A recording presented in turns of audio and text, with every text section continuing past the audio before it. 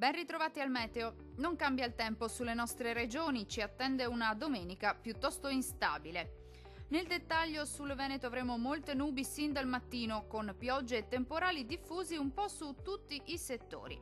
Dal pomeriggio qualche schiarita in più a partire dalle province meridionali, entro la serata fenomeni in cessazione su tutto il territorio regionale. Temperature minime tra 14 e 17 gradi. Massime comprese invece tra 19 e 23 gradi circa. Vediamo ora che tempo farà sul Friuli Venezia Giulia.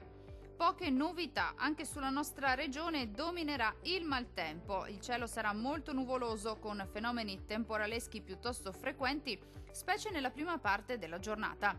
Poi, col passare delle ore, qualche schiarita soleggiata in più. Temperature minime tra 15 e 16 gradi. Valori massimi oscillanti invece tra 18 e 19 gradi circa. Vediamo infine la situazione meteorologica del Trentino Alto Adige. Non cambia di molto la previsione, molte nubi sin dal mattino con piogge a macchia di leopardo possibili un po' su tutti i settori, alternati a qualche pausa più asciutta e anche soleggiata. Migliorerà ovunque entro la nottata. Temperature minime sui 14 gradi. Massime comprese invece tra 21 e 23 gradi. Dal meteo di Antenna 3 è tutto, arrivederci al prossimo aggiornamento.